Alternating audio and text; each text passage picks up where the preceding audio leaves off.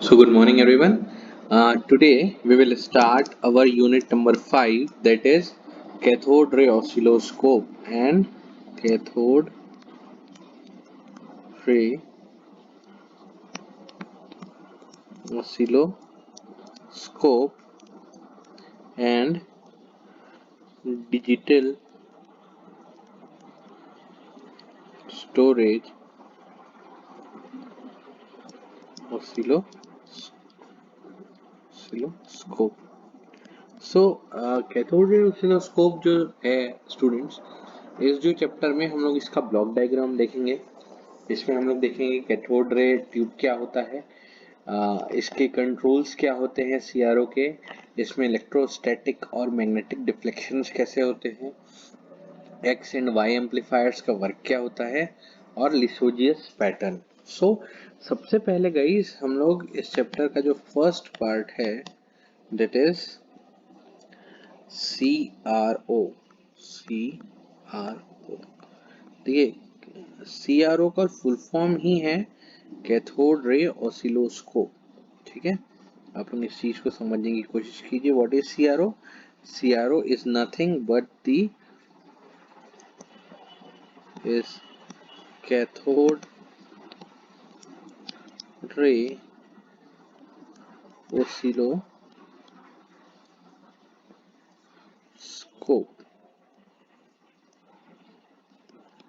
ठीक है, cathode ray oscilloscope is is a very important electronic device and is invariably used in industries and laboratories. देखिए, cathode ray oscilloscope की एक बहुत बड़ा आविष्कार था। It was a major invention in the study of the electronic measurements, electronic devices, because इस CRO के develop होने से हमको पैटर्न्स जो हैं, जो भी साइन वेव्स के पैटर्न्स हैं, जो भी उसके वो किस तरीके से मूव करता है, वो किस तरीके से वो ग्राफिकली इंटरप्रेट होता है, कैसे इंटरपोलेशन किया जाता है, ये सारी चीज हमको उसमें दिखनी।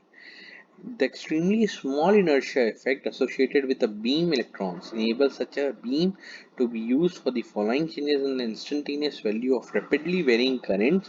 देखिए, इसमें एक बीम है इलेक्ट्रॉन की, इलेक्ट्रॉन गन के थ्रू वो बीम निकलती है और उसके कारण से वो जो स्क्रीन है, और स्क्रीन तक पहुंचने के लिए उसको बहुत सारे हॉरिजॉन्टल और वर्टिकल डिफ्लेक्शन से गुजरना होता है, जिससे एक वेव फॉर्म बनता है। और वो वेव फॉर्म हमारा इस सीआरओ में हम लोग बहुत फास्टली प्लॉटर्स के मदद से वो हमको दिखता है। इसके यूजेस क्या है?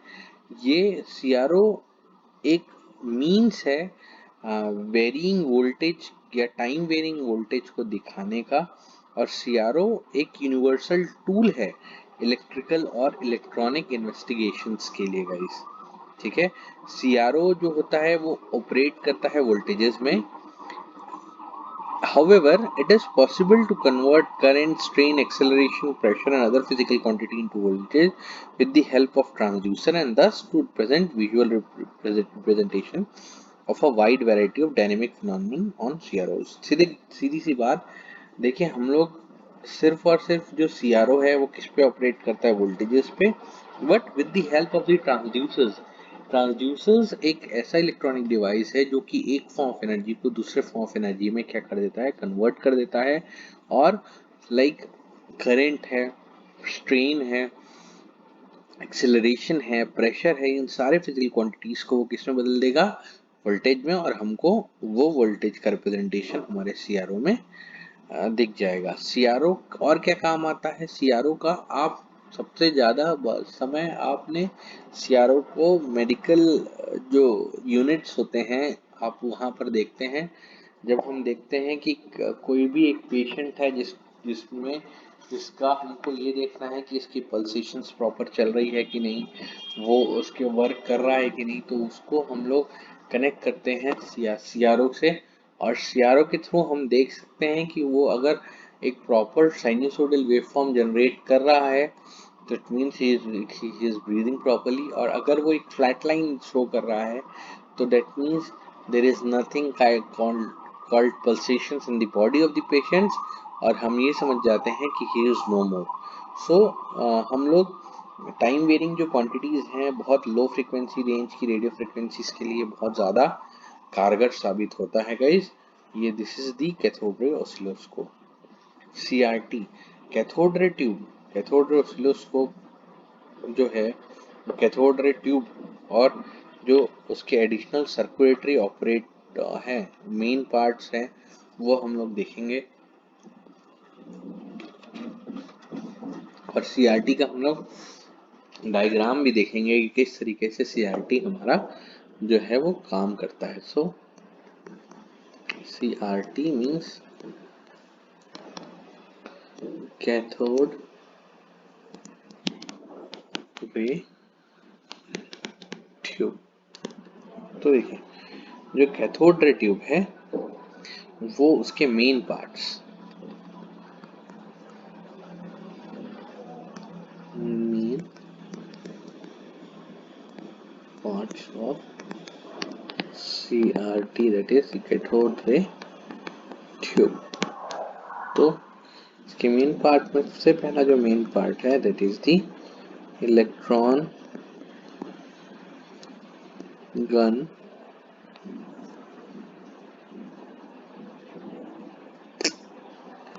हम लोग देख रहे थे main parts of CRT that is the cathode ray tube। इसमें जो फर्स्ट एंड द इम्पोर्टेंट जो पार्ट है that is the electron gun assembly.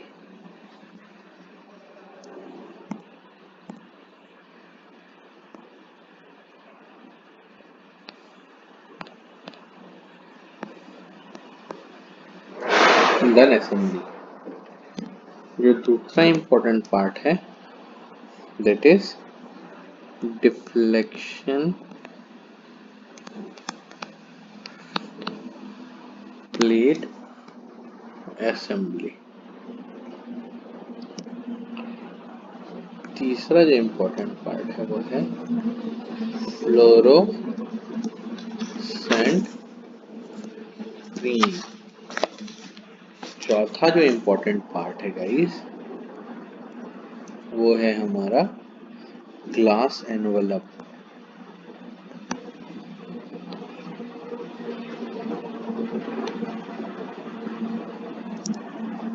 जो पांचवा इम्पोर्टेंट पार्ट है वो है base through which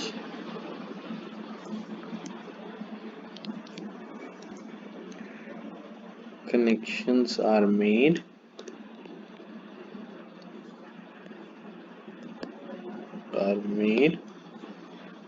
to various parts।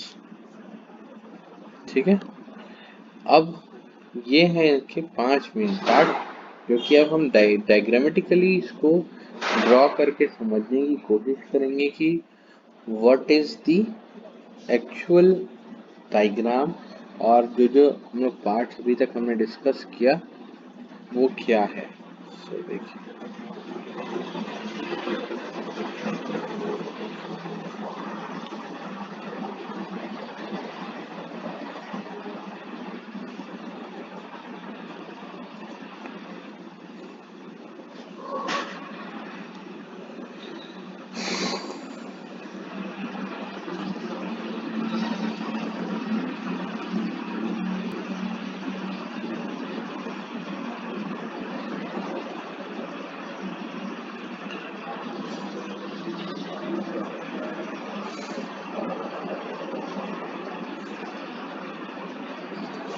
देखिए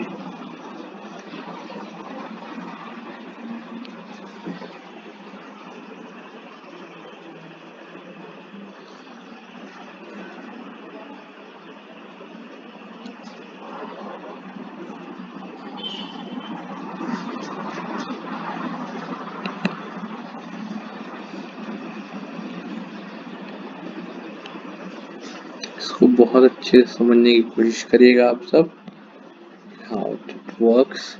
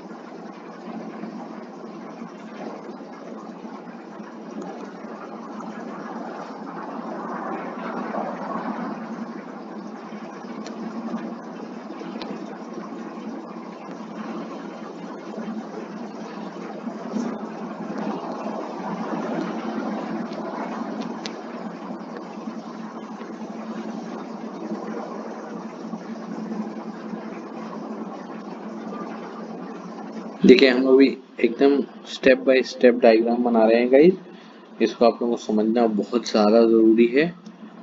अगर इसको आप लोग नहीं समझेंगे तो you will not be able to get जो हम लोग यहाँ पर स्टडी करना चाहते हैं।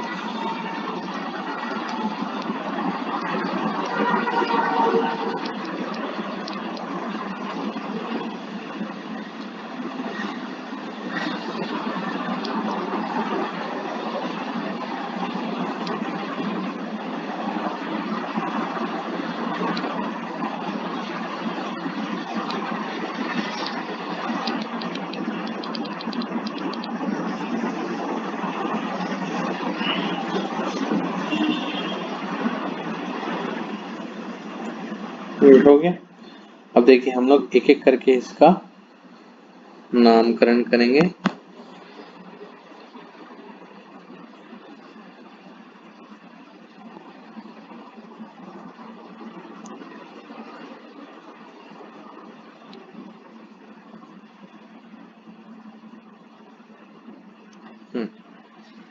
सो चलिए हम लोग पीछे से स्टार्ट करेंगे। सबसे पहले ये जो हमारे लास्ट पार्ट में है, that is nothing but the pins. ये पूरी की पूरी क्या है? This all are nothing but the pins. जो हमारा ये है, this is called as the base of the CRT। ठीक, फिर this is what, this is the grid, grid of the है। इसके पहले एक और चीज जो है हमारी वो है, this one is nothing but the cathode. क्या है ये? हमारा कैथोड है। And this one is the heater. ये क्या है? हमारा हीटर है। ठीक है, और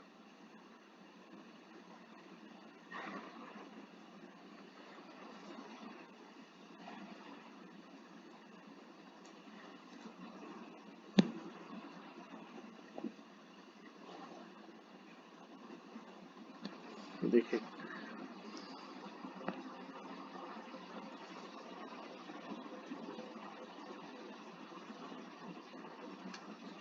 so this one is nothing but the pre-accelerating anode। ठीक है, this is what is the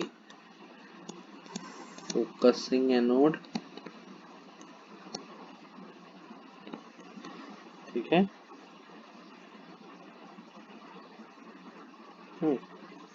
तो ये जो तीनों मिलके हमारा जो फर्स्ट पार्ट है, that is the electron gun assembly, ये हमारा बनाते हैं। This is the electron gun assembly guys. ठीक है, जिसमें हमारा ये एक्सेलरेटिंग एनोड भी यहाँ पर, accelerating anode is also the part. ठीक है, दूसरा है हमारा vertical, this is the vertical deflection plate, vertical deflection plate. ठीक है, this one is the horizontal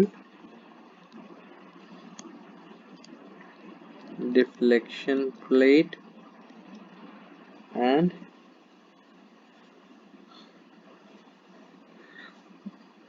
this are is, ये सब क्या है? this are the electron beams,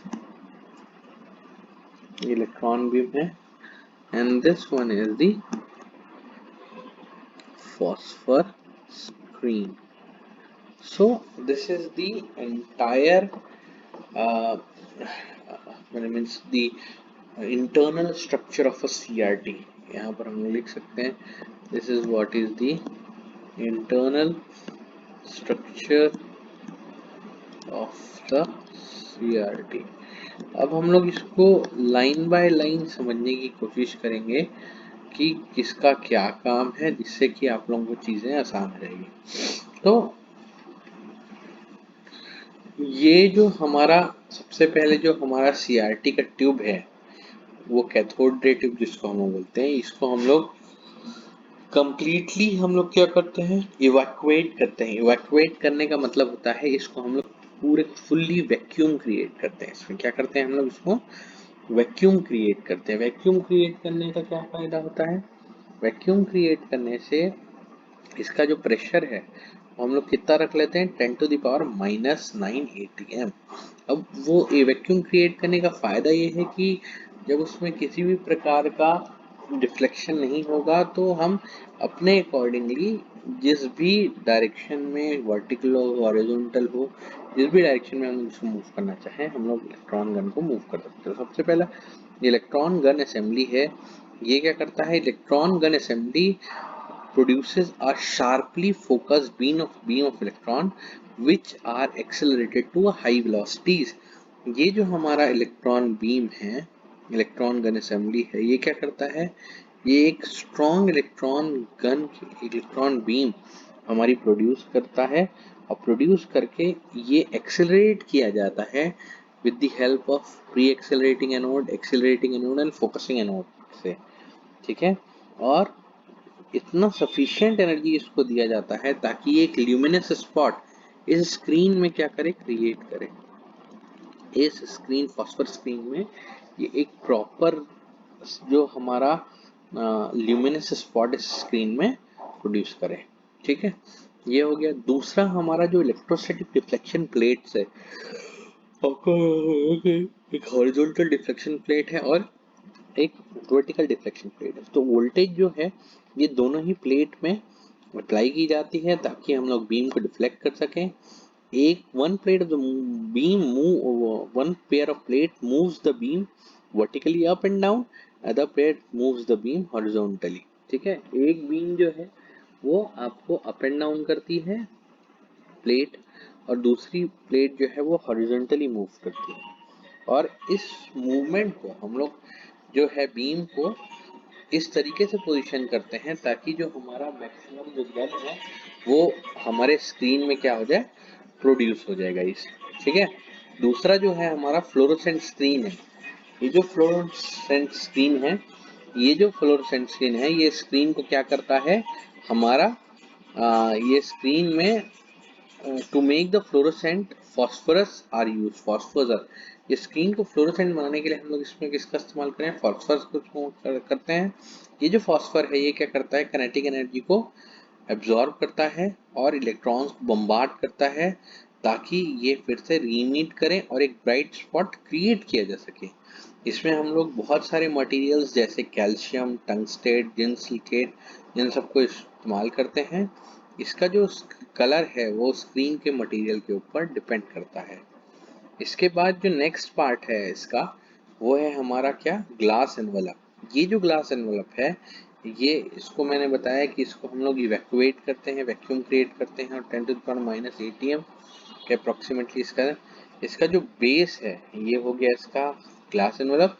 और इसके बाद जो इसका बेस है, ये बेस जो है ये बहुत सारी लीड को कनेक्ट करता है और ये बहुत सारे इसमें लीड पिंस रहते हैं जो कि अलग अलग जगहों पर वेरियस पार्ट्स पे base leads which connections to the various parts, और इसको हम लोग बहुत सारे जगहों में कनेक्ट कर सकते हैं। So this is the basic of the this is what the basic of the हम लोग का CRT।